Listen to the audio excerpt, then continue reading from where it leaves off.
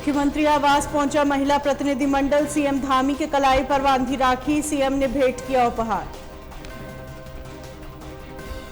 देहरादून में जेपी नड्डा ने दिया जीत का मंत्र, बोले मोदी मैजिक और सांस्कृतिक राष्ट्रवाद बनेगा मुख्य हथियार।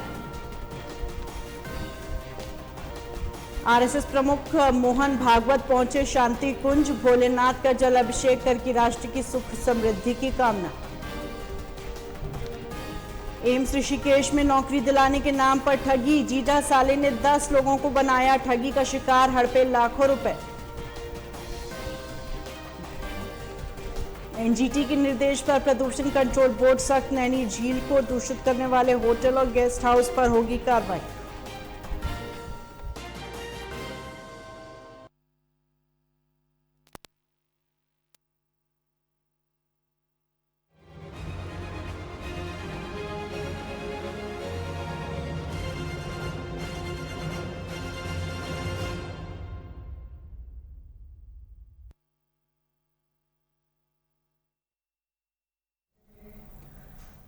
नमस्कार, स्वागत है आपका। आप देख रहे हैं उत्तराखंड लाइव, मैं हूं आपके साथ। रक्षाबंधन से पहले महिलाओं के एक प्रतिनिधिमंडल ने मुख्यमंत्री पुष्कर सिंह धामी को राखी बांधी। सीएम ने भी सभी महिला प्रतिनिधिमंडल का स्वागत किया और अपनी कलाई पर राखी बंधवाई। वहीं सीएम धामी सभी महिलाओं को उपहार भी भेंट किए।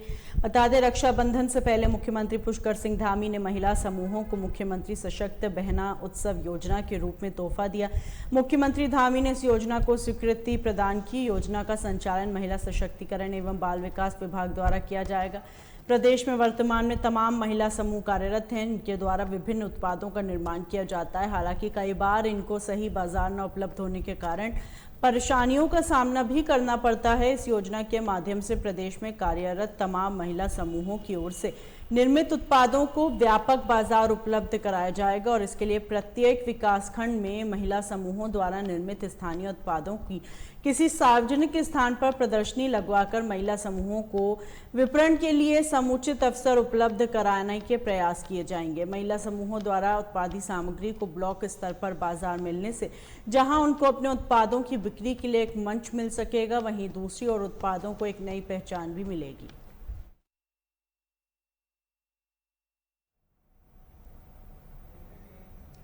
द्वाराहाट विकासखंड मुख्यालय में मुख्यमंत्री सशक्त बहना उत्सव योजना के अंतर्गत स्वयं सहायता समूह की महिलाओं द्वारा राखियों का स्टॉल लगाया गया, जिसका शुभ आरंभ ब्लॉक प्रमुख दीपक किरौला ने किया। दीपक किरौला ने बताया, इन महिला स्वयं सहायता समूहों को मजबूती प्रदान करने के लिए इनके स्टॉल से सामग्री खरीदें, जिससे महिला समूह के माध्यम से स्वावलंबी बन सकें और वे यथासंभव इनकी मदद करने के लिए कटिबद्ध हैं। आज प्रमोशन के लिए जैसे कि हो रहा है, हम सभी अपने जो जनप्रतिनिधि है, हमारे पंचायती प्रतिनिधि हैं, जिला पंचायत सदस्य है, ग्राम प्रधान है, क्षेत्र पंचायत हैं, सभी को हम बता रहे हैं कि आज हमारे जो क्षेत्र की महिलाओं द्वारा समूह के द्वारा अच्छा कार्य करा जा रहा है, जिससे वो आपका पिरूल की राखियाँ बना रही हैं। जैसे यहाँ पर सरस केंद्र में आपके पहाड़ी दालें बिक रही हैं, तो उन सबको हमने जानकारी दे दी है कि आप हमारे सरस मार्केट से खरीदें। महिलाओं को उत्साहवर्धन करना बहुत ज़रूरी है। और साथ ही साथ आपका अभी हमारी बात हुई है इंजीनियरिंग कॉलेज के डायरेक्टर साहब से, तो मेयर जी से हमारी बात हुई, तो हम आने वाले समय में भविष्य में जब भी होगा तो हमारी उनसे बात हुई है, जैसे दीपावली से पहले उनको बल्ब बनाना, आपका फ्लाई एश ब्रिक बनाना, तो इसकी हम ट्रेनिंग उनको दे सकते हैं। विकास खंड के माध्यम से हमारे पास हमारे द्वाराहाट में इंजीनियरिंग कॉलेज है, उसका भी हम यूटिलाइज कर सकें, उनसे भी हम मदद ले सकें।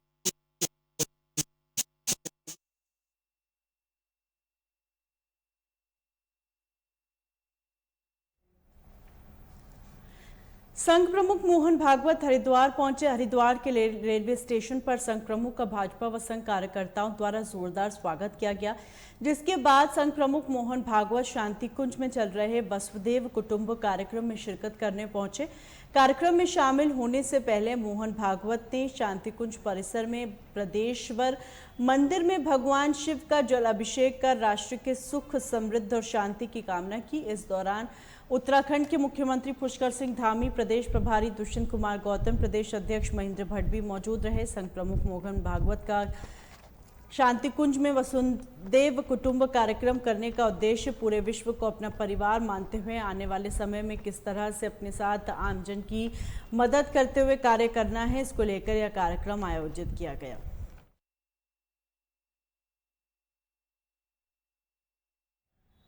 प्रसिद्ध फिल्म अभिनेता राजपाल यादव हरिद्वार में दक्षिण काली मंदिर पहुंचे और भगवान शिव का रुद्राभिषेक किया, जहां निरंजनी अखाड़े के आचार्य महामंडलेश्वर स्वामी कैलाशनंद गिरी ने वैदिक मंत्रोच्चार के साथ रुद्राभिषेक यज्ञ संपन्न करवाया।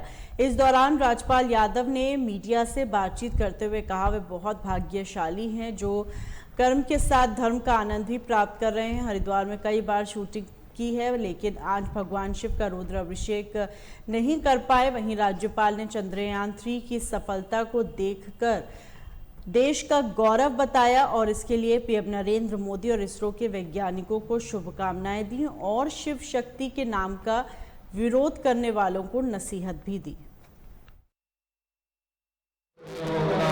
मैं बहुत सौभाग्यशाली हूँ कि कर्म करते करते धर्म का भी आनंद मिल जाता है। हरिद्वार हमेशा आना जाना रहता है, कभी कोई शूटिंग के माध्यम से, कभी कोई वीडियो के माध्यम से, कभी किसी माध्यम से। तो इस बार भी हरिद्वार आने का सौभाग्य मिला और बहुत अच्छा लगा कि मुझे इस यज्ञ का हिस्सा होने का सौभाग्य मिला। उत्तराखंड मेरी मौसी भूमि है। आज जो बीत 2000 से पहले जन्मे हैं वो हमारे सब बोलते हैं हमारी जन्म भूमि के लोग हैं। तो 2000 के बाद में उत्तराखंड का तो वो कहते हैं कि उत्तर प्रदेश और उत्तराखंड माँ, अगर हम उत्तर प्रदेश में अब जिस एरिया में है वो उत्तर प्रदेश में आता है और उत्तराखंड तो हमारी तो वो मातृभूमि है, मौसी भूमि है। उत्तराखंड के लिए ये मातृभूमि है, वो मौसी भूमि। तो जहाँ माँ मौसी दोनों एक पेट से निकले हुए जहाँ पे रहते हों, वहाँ पे मैं पूरी दुनिया से ये आग्रह करना चाहूँगा कि एक बार आप देखो तो उत्तराखंड की वादियों को, उत्तराखंड की खूबसूरती को, कि बोलते हैं ना 24 घंटे में 24 बार कलर चेंज करता है हमारा उत्तराखंड देवभूमि। तो जिसको जहाँ पे भी एक नहीं हजारों संभावनाएं हैं उत्तराखंड में शूटिंग के, और इतना अच्छा उत्तराखंड के लोगों का प्यार, मैंने 10 शूटिंग की है अपने जीवन में और इतना प्यार सम्मान मिलता है। मैं उत्तराखंड की भूमि को, उत्तराखंड के लोगों को हृदय से नमन करता हूँ और पूरी दुनिया से आग्रह करता हूँ कि आओ तो उत्तराखंड में मजे तो लो, उत्तराखंड में शूटिंग करो तो उत्तराखंड में, क्योंकि पूरा ब्रह्मांड ही शिव का है और उसमें शक्ति साथ में जुड़ जाए तो फिर आज साउथ पोल में, मतलब जहाँ पे आपने शिव शक्ति के रूप में महादेव को पहुँचा दिया, तो हम ये कह सकते हैं कि ये पूरे ब्रह्मांड में हर घर महादेव, घर घर महादेव, हर हर महादेव, हर हर गंगे।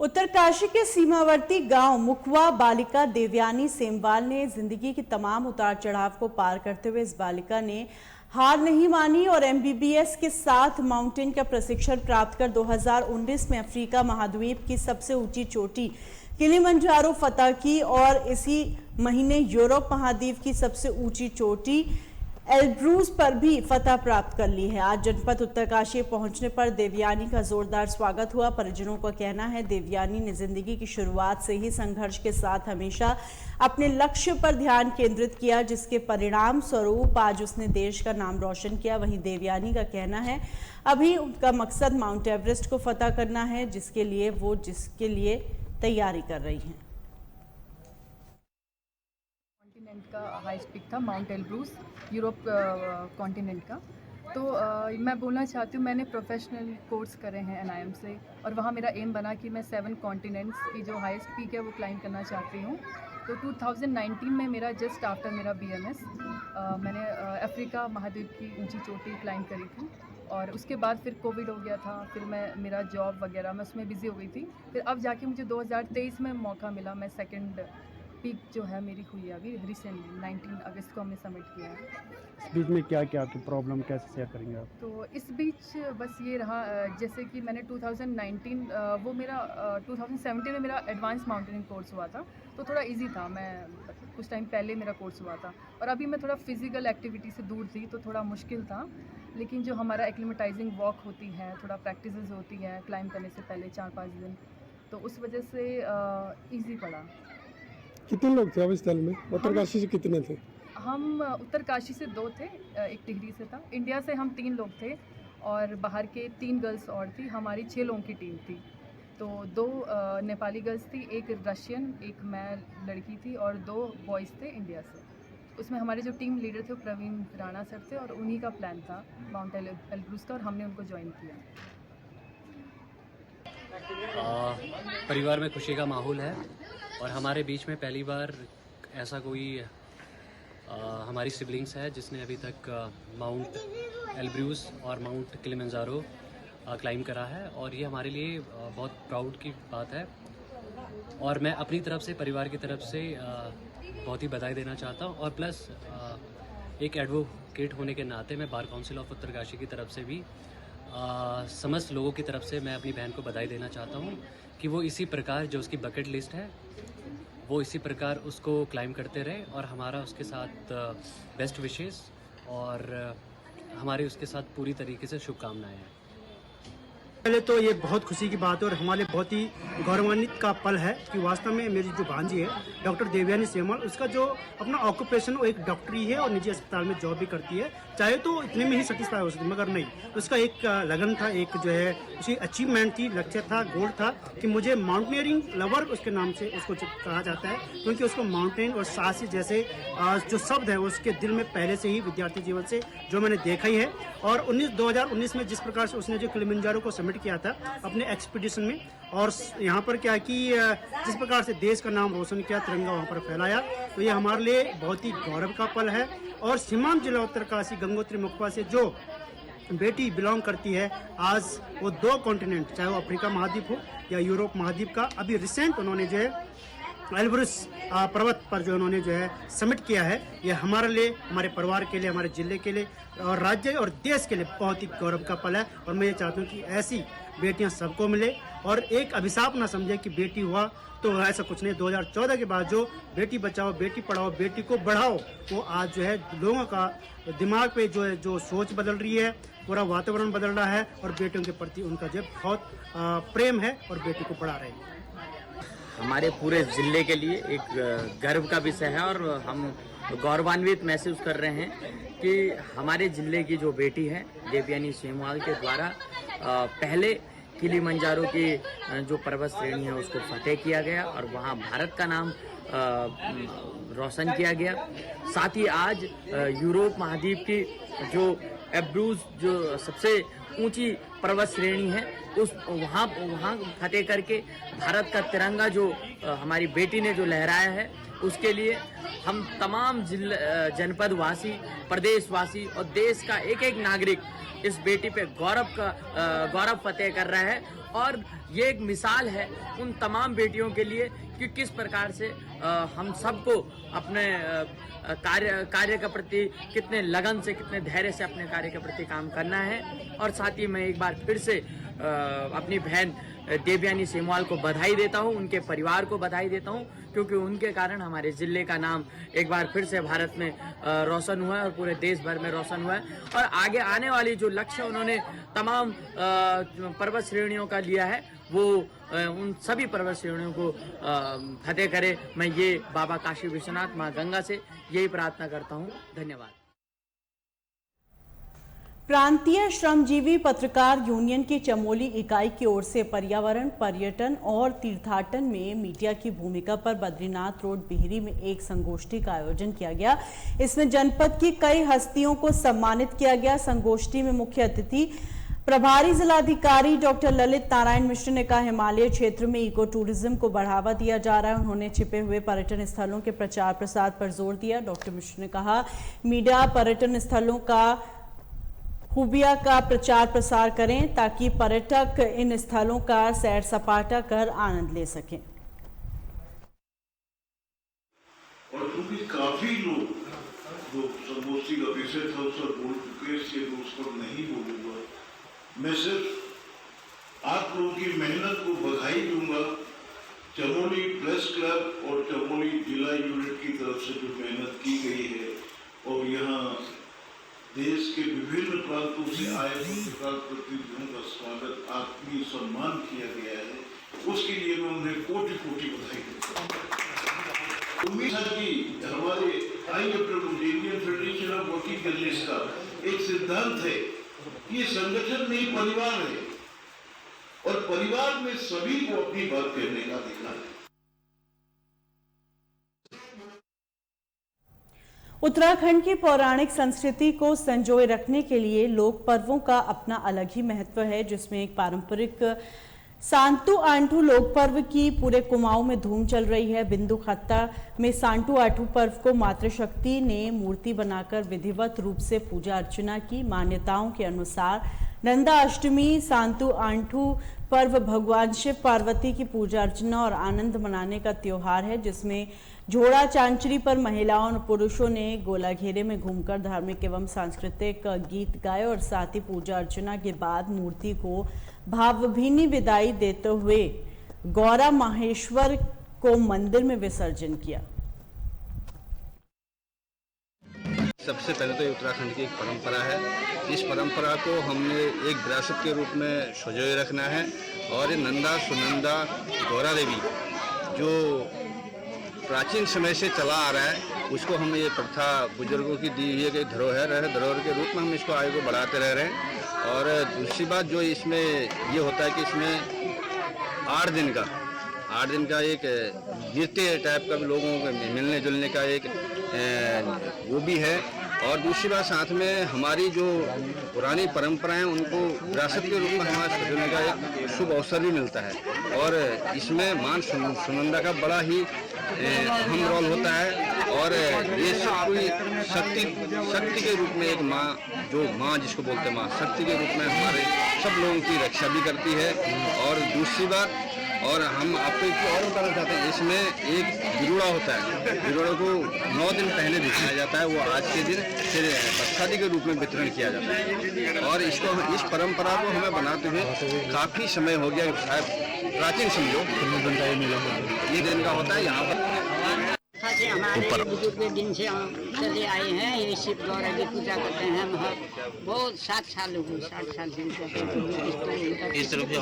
जाती हैं और हम इसको धूमधाम से बनाते हैं। हर साल बनाते हैं। शिव गौरा पार्वती को मानते हैं। इसकी डोली बनाते तब विसर्जन करते हैं मंदिर में। खूब 4 दिन का मेला होता है धूमधाम से। 4 दिन का मेला मान्यता है। ये शिव पार्वती की मान्यता ही खड़े फिर हम इसको मानते हैं। इनके शक्तिशाली है, शक्ति भी देते ही हैं। इसके उपासन करते हैं। 4 दिन का मेला लगता है। 4 दिन का हर साल भर में हम मानते हैं। हमारे जब पितर थे तब से ही मान्य हम। हमारे 3 पुस्तक हो गए, अब हम लोग भी बड़े होने जा रहे हैं, मानते हैं। कैसे तो नहीं छोड़ सकते हैं। ये तो आप तीसरी पीढ़ी चल रही है। हमारे सास ससुर, फिर हमारे जेठानी लोग हो गए, फिर हमारे बहू लोग हो गए, फिर नाती के बहू हो गए। 4 पीढ़ी चल गई हमारी। 60-70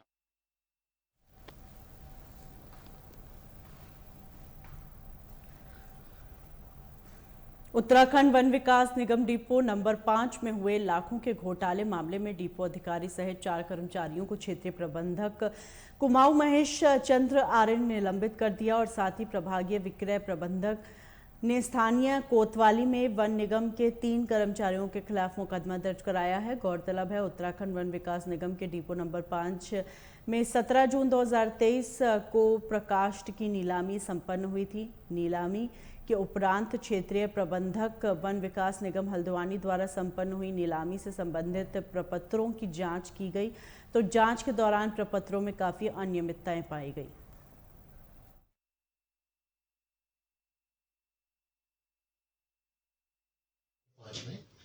नीलाम में जो हमारा लकड़ी प्रकाष्ठ का जो विक्रय हुआ उसके मूल्य में कुछ गड़बड़ हुई है, तो इसकी मेरे द्वारा जांच वहाँ के डीएसएम से कहा गया। उन्होंने जांच करी तो पहले दिनांक 17 जून 2023 के नीलाम में लगभग 8,77,000 रुपया का कुछ मामला सामने आया, जिसमें ये देखा गया कि जिस मूल्य पर नीलाम में लकड़ी बिकी उससे मूल्य कम बिलों में कर दिया गया। वहाँ के संबंधित जिम्मेदार कर्मचारियों के द्वारा क्रेताओं के साथ मिलीभगत करके उन्होंने इस तरह की एक्टिविटी करी और ये तो बड़ा संज्ञेय अपराध है। तो ऐसे में उनके जो विभागीय कार्रवाइयाँ होती हैं, निलंबन इत्यादि, सब कुछ तो होगा ही होगा। साथ ही क्योंकि गबन का मामला तो इसमें पुलिस कार्रवाई भी उनके खिलाफ की जा रही है। FIR दर्ज हो चुकी है और कर्मचारियों का निलंबन भी हो चुका है। प्रथम दृष्टया एक वहाँ के डिपो अधिकारी हैं और एक वहाँ के लेखा कार्य देख रहे थे 2 हैं और एक उनको लेखा के कार्य में जो उनकी सहायक थे वो 3 कर्मचारी थे प्रथम दृष्टया वन निगम के और एक आउटसोर्स का कर्मचारी है, 4 कर्मचारी।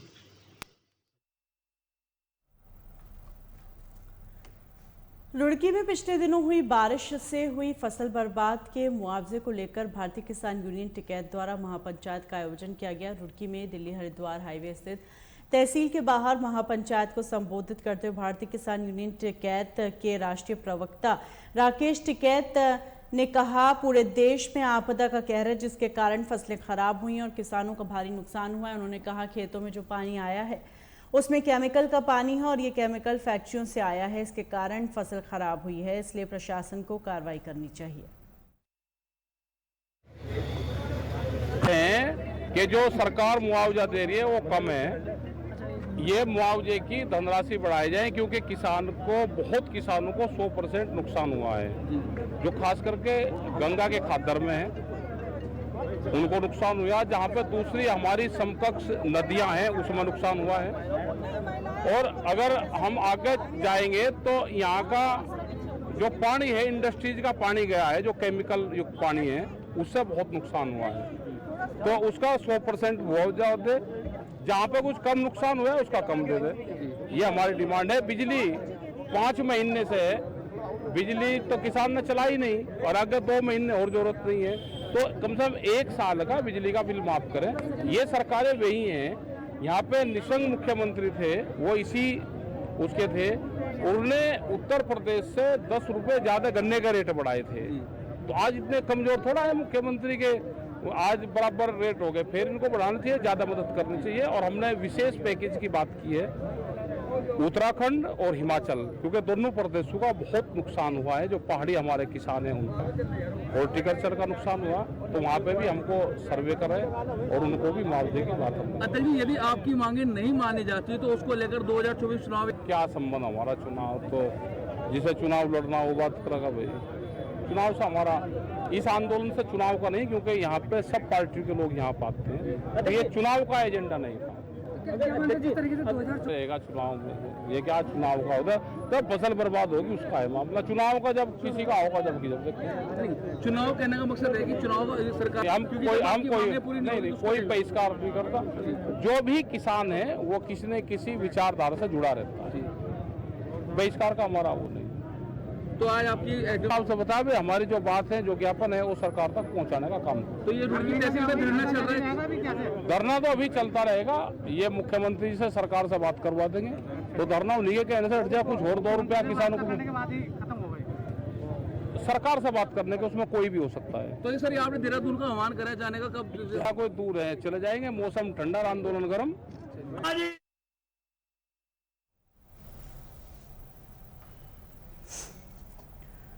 उत्तराखंड बारिश के साथ ही डेंगू केसों में लगातार इजाफा होता जा रहा है। चिंता की बात है, हरिद्वार में डेंगू का खतरा लगातार बढ़ता जा रहा है। बुधवार को हरिद्वार में डेंगू के सर्वाधिक 51 केस आए, जबकि 23 अगस्त को 27 लोगों में डेंगू की पुष्टि हुई। वहीं डेंगू के मरीज बढ़ने के साथ अस्पतालों पर भी दबाव बढ़ने लगा है। स्वास्थ्य विभाग की ओर से जारी रिपोर्ट के मुताबिक बुधवार को सबसे ज़्यादा 16 मरीज जिला अस्पताल में भर्ती किए गए, जबकि 971 लोगों के डेंगू टेस्ट किए गए। वहीं बहादुराबाद के रुहालकी में 21 और अलीपुर में 2 मामले सामने आए, जिसके बाद स्वास्थ्य विभाग की टीम ने गांव का निरीक्षण किया। डेंगू केसों के सामने आने के बाद स्वास्थ्य विभाग भी अलर्ट मोड पर आ गया है। हुआ था 21 को, तो मैं 21 को सुबह गया था, वहाँ रुहालकी गांव में गया था। तो रुहालकी गांव में मुझे उस दिन 27 बुखार के मरीज मिले, तो उनके नमूने लिए गए, तो उसमें 8 पॉजिटिव पाए गए। उसके बाद 22 को भी मैं गया, 22 को मैंने 45 मरीज देखे, तो उनमें 23 डेंगू पॉजिटिव पाए गए। तो उनकी फिर और आगे जांच चल रही है।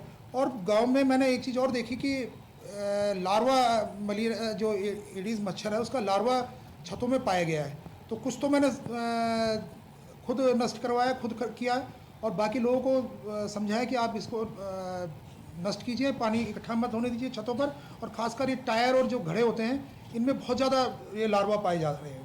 तो इनकी साफ़ सफाई करें, इनको हटा दें वहाँ से।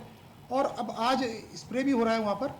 सीएमओ साहब के निर्देश में वहाँ से टीम आई है और वो गांव में स्प्रे करवा रही है। बाकी लोगों से मेरा यही आग्रह है कि जो है छतों पे पानी इकट्ठा ना होने दें। जहाँ भी पानी इकट्ठा होगा ये मच्छर साफ पानी में पैदा होता है और ये फिर स्वाभाविक डेंगू जब एक वायरस उनके बीच में आ गया तो वो फिर सबको फैलाता है। अलीपुर में गया, अलीपुर में एक पॉजिटिव डेंगू का मरीज है, आशाई है वो, तो वो पाई गई है। फिर मैं आज हितमपुर और औरंगाबाद के क्षेत्र में जा रहा हूँ, वहाँ भी खबर मिली है कि वहाँ भी बुखार के केस है, तो वहाँ भी देखूँगा मैं, टीम ले जा रहा हूँ मैं उनको। टीम को भी मैंने कल ही प्रशिक्षण उनको ट्रेनिंग दिलवाई है कि लार्वा वगैरह पहचान सके, तो वो लोग वहाँ पर मेरे साथ हेल्प करेंगे और जो जरूरी होगा तो ब्लड सैंपल हम वहाँ के भी लेंगे। ऐसे ही मुझे गढ़मीरपुर की भी शिकायत मिली है कि वहाँ भी ऐसा है, तो वहाँ भी हम देखते हैं जितनी जल्दी हो सकते हैं हम लोग टीम लेकर वहाँ भी जा रहे हैं। तो अभी छिड़काव होंगे वहाँ स्वाभाविक हम लोग ध्यान देंगे, वहाँ छिड़काव कराएंगे हम लोग।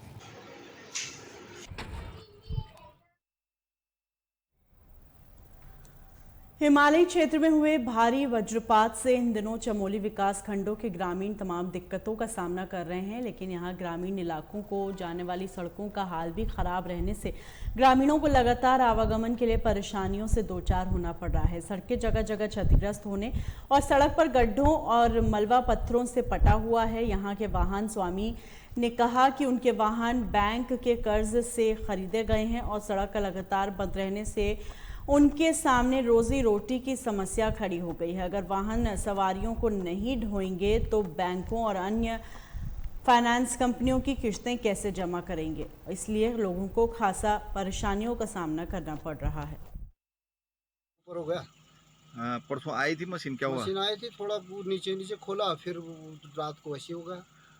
बहुत मुश्किल, 1 महीने से ऊपर हो गया। किस्त की गाड़ियां हैं, अब कंपनी वाले भी गाड़ी उठाने वाले हैं हमारी। तब शासन प्रशासन का क्या कहना है? और क्या कहना है, एक दिन तो भेजा मशीन, तब से फिर दोबारा कोई देखने कौन आ रहा है यहाँ।